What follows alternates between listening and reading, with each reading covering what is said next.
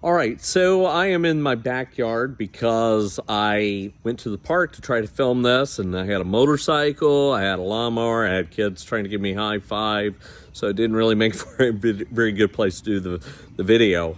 But basically what I want to do is I want to do an online Bible study. I've not really had much of an opportunity to do that, and right now we don't have a good facility to facilitate that. So I want to do some biblical teaching.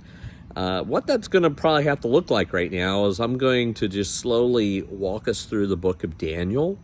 So if you're at home and you're watching this video and you want to participate, look at Daniel chapter 1. But we're going to spend a few weeks in Daniel 1 because I'm only going to make short videos with maybe just 1 or 2 points in the videos. Daniel lived roughly at the same time as Ezekiel. Now you might be thinking, okay, I don't know when those guys lived. They lived about 600 years before Jesus, and they lived at a time in which their culture, their religion, their nation was being dismantled.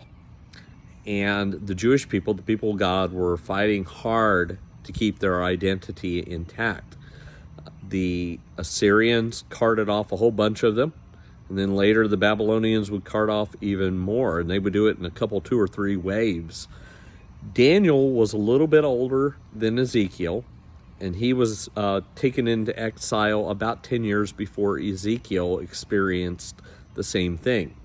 Now what's really interesting is Daniel lived such a life of piety, such a life of holiness, that he was already becoming a hero in his own lifetime. Definitely by the time Ezekiel was becoming an adult and becoming a prophet, Daniel was already admired widely because through all of this chaos, he was living the faith and preserving his faith as a Jewish follower of the Lord.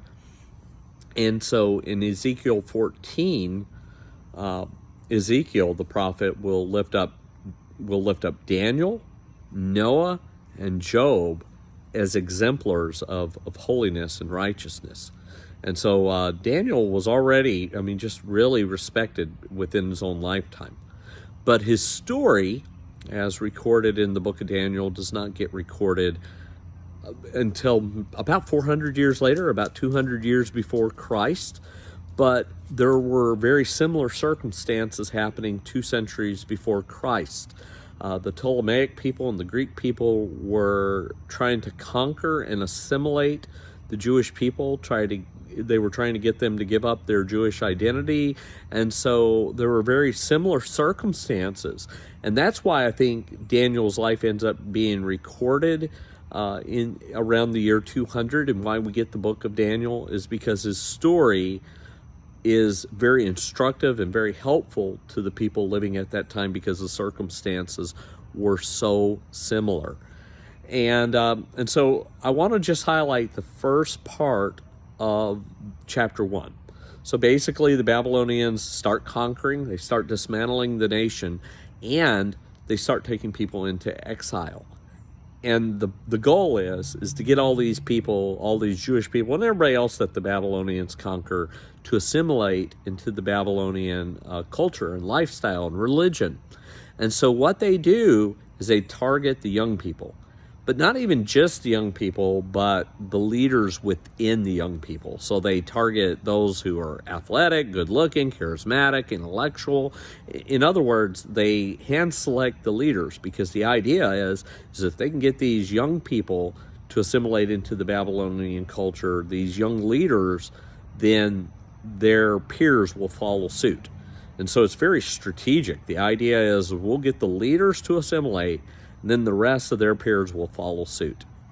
And let me just give you the bottom line. The bottom line is that the book of Daniel shows us that what we do when our faith and our is under siege, which I believe right now it is. I believe there's a monolithic progressive culture that is trying to force basically everybody into its mold and try to get us to give up our religious distinctions. Now, lest you think I'm just picking on progressives, I'm not. I think the religious left is really just like a clone of the religious right from the 1990s. And the problem is that okay, the religious right couldn't make a distinction between the Republican platform and their faith. They thought they were the same thing. The religious left's doing the same thing. They're taking the socialist playbook or the Democratic platform, and they think it's the same thing as their Christian faith. But really, it's an assimilated version of Christianity that really bears very little resemblance to Christianity, except at a very superficial level. And right now the goal is to target the young people, to get them to assimilate into this monolithic culture and get them to give up their religious distinctives. And when that happens, of course, there's a lot of ways we can react. One is we can check out and detach ourselves from our culture. We can basically go into ghettos and basically hide from the culture. We can sort of isolate ourselves from the culture, sort of have a subculture that doesn't have a lot of contact. That's not what we see in Daniel. The other thing is I guess we can give up all our distinctives, right? We can assimilate and hope that we can just sort of be closet Christians or closet Jews. That's not what we see in the book of Daniel.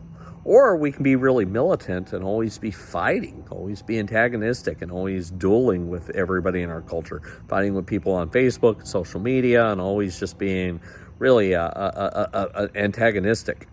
That's not what we see Daniel do either. So the book of Daniel focuses on Daniel and his three friends, Shadrach, Meshach, and Abednego, not their original Jewish given names. They all take on these Babylonian names. But what we see from these four young men is that they navigate this fine line. They stay completely engaged in the culture. In fact, they each become leaders within this pagan culture without compromising their faith. Now, it's difficult, it's challenging, it calls for creativity and courage, and it's not always clear how to do it. But what it provides for us is it provides a model for how we can be creative and courageous and navigate, staying completely engaged with our culture without compromising our faith. And so that's the takeaway idea from the book of Daniel. And we're going to explore that in more detail over the next several weeks. But that gives you a pretty good idea of what the book is about.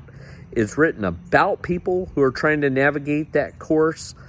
It's written to people who are trying to navigate that course.